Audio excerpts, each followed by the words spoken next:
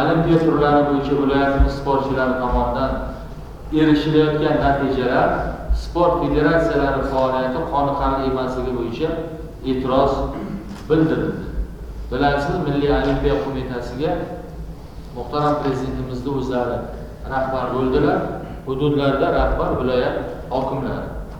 Muhtaram prezidentimiz aytdilarki, demak, sport sohasini shunchaki o'yin va musobaqalar emas, millat genofondi, mamlakatning qudrati va obro' e'tiborini butun dunyoga tarannum etadigan eng ta'sirchan vosita, eng ustuvor vazifa deb bilishimiz shart ekanligini ta'kidladi. O'tgan Parij olimpiadasida 4 ta sport turidan 9 nafar viloyatimiz sportchisi 6 ta litsenziyani qo'lga kiritgan bo'lsa-da, ming afsus, demak, medal qo'lga kirita olmadi. Paralimpiya o'yinlarida esa 6 ta para sport turlaridan 8 nafar sportchilarimiz 17 ta litsenziyaga ega bo'lib, 2 ta medal olindi, bitta oltin, bitta bronza. Shuning uchun yoshlarimizni ham ko'proq mana shu yo'nalishga yo'naltirishimiz kerak. Umuman Los Angeles 2028 Olimpiya o'yinlarida mamlakatimizning kuchli o'ntalikka kirishi maqsad qilindi. Shuningdek, muhtaram prezidentimiz tomonidan viloyatimizga Olimpiyadada 20 ta litsenziyani qo'lga kiritish vazifasi qo'yilgan. Bu juda kam, biz 40 taga olamiz deb harakat qilishimiz kerak o'g'illar. Shuningdek, umuman hozircha demak Olimpiyada litsenziyasiga ega bo'lish uchun 7 ta sport turi bo'yicha 31 nafar sportchi nomzod. Dzyudo bo'yicha 8 ta, yengil atletika 7 ta nafar, og'ir atletika 6 nafar, boks 3 nafar, akademik ishga ish 2 nafar, sport kurashlari 2 nafar, suzish 2 nafar. Mana hozir Begataga aytdik, undan ham ko'p tayyorlayman kerak bo'lsa. Imkoniyat sharoit bo'lsa, o'tiring. Paralimpiya o'yinlarida esa 10 ta sport turidan 24 nafar sportchi litsenziya olish imkoniyatiga ega. Shaxsan uchrashasizlar. Har bir nomzod sportchi bilan qanday ishlanadi? Sportchi qachon musobaqaga boradi? O'quv mashg'ulot yig'in uchun qaysi davlatga yuboriladi? Unga qanday vitamin berish kerak? Tibbiy ko'rigi nima bo'ladi? Oilasida nima muammo bor? Mana shulargacha o'rganasizlar, so'raysizlar, yechib berasizlar masalasi. Bular bo'yicha demak, hamma shug'ullanib, oyma-oy reja qilamiz. Litsenziyagacha bo'lgan jarayon uchun demak, bugun yengil atletikaga biriktirilgan mas'ullar hammasi qat'iy javob beradi. Mana bitta men yengil atletika misolida sizlarga mana shuni tushuntirib beraman. O'tiringlar. Uchinchidan, federatsiya raisi sifatida bojxona boshqarmasi boshlig'ini haftalik bir ish kuni yengil atletikaga ixtisoslashgan Sharsabuz tumanidagi sport maktabida bo'ladi. Qarshida ham qilasizlar, Sharsabuzda ham qilasizlar. Qarshida bo'lsa menga yaqin borib kelaverasiz. Sharsabuzga kamida haftasiga bir marta borasiz.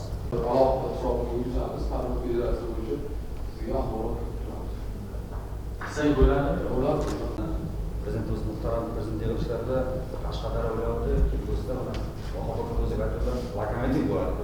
To'g'ri. Agar mana shuni joriy qilsak, biz federatsiya rahbarlari shuni va'da beramizki, albatta lokomotiv qilamiz Qashqadaryo. Natija qilamiz. Bu bo'lsa bo'ldi. Raqiblarimiz yutamiz, nima kerak bo'lsa. Boshqa yaxshi. Bu qani Navoz Shod aka, namoz. Bizda oxirgi statistika bo'yicha oxirgi Osiyo o'yinlari o'tkazilgan faqat berdik. Hozir o'sha ishlar olimpiadalardan bo'lishdi, ishlayaptilar. Keyin bizning ko'p bokschilarimiz yoshlar yaxshi bo'lib kelyapti, 14%ga statistika o'sib bo'ldi. Mana shu 2024-yilda bitta O'zbekiston chempionati O'zbekiston kubogi o'tkazildi. O'sha 2025-gacha bo'lgan holatda 21 yil oldin O'zbekiston chempionati o'tkazilgan. Ana hozir ikkita respublika muxlislariga misolga o'tkazib, bunda mana qarshi yaxshi juda jonli ko'rsatdi, rahmat uchun. Ana o'zingiz bilan topib ko'rib o'zingizdan mablag' ajratib, dollar kurs juda yaxshi. Ayniqsa Kitob tuman tog'li rayonlar tumanlarda mana hattoki bizlar ligan berishlarga ular mana shu moddiy tarafdan qo'llab-quvvatlasak, sportchilarimiz orasida Abidadagi litsenziya olsa bo'ladi.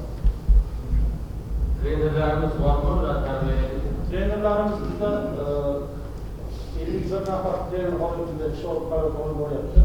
Shulardan endi olimpiada emas, Osiyo miqyosida tayyorlangan murabbiylarimiz bor. Chunki undan keyingi etapga baribir Yangiobod, Toshkentda Yangiobod o'quv mashg'ulotlar bazasida to'g'ri kelishdi oldida mana shug'ullansa, keyingi natijaga chiqa oladi. Sababi O'shanga bossak bo'ladi.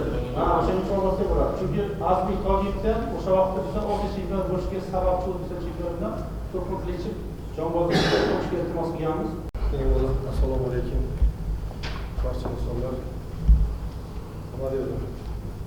O'qitish shugacha kunduzdagi eng dolzarb vazifalardan biridir. Chunki atrofimizga tinchlik degan narsada o'zimiz ko'rib turibmiz maqtov. Chunki yoshlarni kamolda, qurollarda o'qitib o'rgatsak, ular kelajakda vatanimizni himoya qiluvchi nafaqalar insonlar hisoblanadi. Mana shu orqali men bitta narsani aytib o'tmoqchiman. Muhammad Ro'ziyevga katta rahmat deyman. Bizga homiy tashkilot bo'lmasa ham shu bizni o'qitish sportiga respublika jo'natib bizdan 3 kishi O'zbekiston milliy terma jamoasi a'zolari 2-3 oylab chetga borish uchun hech nima ish qilib berolmadi. O'zim choptimga qurollar yomon qilaman detaman. Faqat kelajakka a'zollar. Bundan keyin mana siz Olimpiada, Paralimpiada tashkilotlarni birgalikda kelajakda kuchli o'qituvchilarni yetkazib berishga harakat qilamiz. Yig'ilish bir tarixiy yig'ilish bo'ldi deb hisoblayman. Chunki hozir juda ko'p e'tibordan chetga qolgan sport turlari bo'yicha endi bir yangi davr boshlanadi. Albatta mana bunga juda jiddiy kirishadigan insonlar o'tiribdi. Chunki o'z sohasini ustalari sport tomonidan ham juda yaxshi bilamiz. Vahob aka bilan faoliyatda sport bo'yicha men o'zim juda yonma-yonlarga ishlaymiz. Natijalarni yaxshilash uchun barcha imkoniyatlarga murojaat etaylik. Faqat ruxsat bersangiz taklif bor. Mana shu narsalarni cheklash hisobidan to'g'ri bizga rahbariyatda albatta ko'rsatmasdan hurmat qilamiz, lekin mini futbol hozirgi kunda murojaat etaylik bizga xalaqit beryapti-da mana shu musobaqalarni o'tkazilishi rivojlantirishimizga ta'sir qilyapti. Shunga agar ruxsat bersangiz, albatta biz mana bu katta tashkilotlarga tashkilot balanslarida bor inshootlar birgalikda mana shu inshootlarni integratsiya qilsak-da, har bitta o'sha federatsiyaga o'zini inshootini biriktirsak. Bizni sharafni himoya qiladigan yoshlar mana shu yig'ilishdan keyin o'z narsasini berib, Birgalikda qilamiz. Mana Zohid aka Avvalo ishonch uchun kattakon rahmat. O'zimiz vaqtida shu handbol sportiga shug'ullanganmiz. Federatsiyaga homiy bo'ldik. Xudosa shu shu paytdagi armonlaringizni Qashqadaryo brend sifatida olib chiqish uchun harakat qilamiz. Rahmat. Avvalambor ishonch uchun rahmat. Mana yuqorida aytildi, bu haqiqatda tarixiy yig'ilish bo'ldi. Bu mana shu butun jamoa bilan boshchiligimizda bir bo'lib yurtboshimiz belgilab bergan marramdan 2 karra, 3 karra nasib bo'lsa bajaramiz. Birgalikda mana shu biriktirilgan federatsiya bilan to'liq qo'llab-quvvatlaymiz. Rahmat. Rahmat. Oqsoqollarimiz ham shuraga nima deydi? Shuraga. Qanday nasib bo'lsa qo'llab-quvvatlaymiz. Bizning imkonimiz boricha birinchi nomorga qo'yib Qashqadaryo qo'llab qo'yamiz. Sizga rahmat, shu tashkilotga shu takliflarni berib Qashqadaryoning hurmatini qilyapmiz. Mo'jalarga nasib xudo qolsa, endi oltin medal olib beradilar xudo qolsa. Buni aytdim, 3 kun muddatda reja qilish, yo'l xarita qilish, menga ijroga qarashimiz kerak. Keyin natijalarni ko'rib borishimiz kerak. Ish beradi, bu yerda hammamiz keldik, gaplashdik, ochiq gapirdik. Katta rahbarlar hammamiz labz qildik. Nima deydi, odamni deydi, erkakni deydi, labza amal qildik. Shuning uchun endi buni hammasini amalga oshirish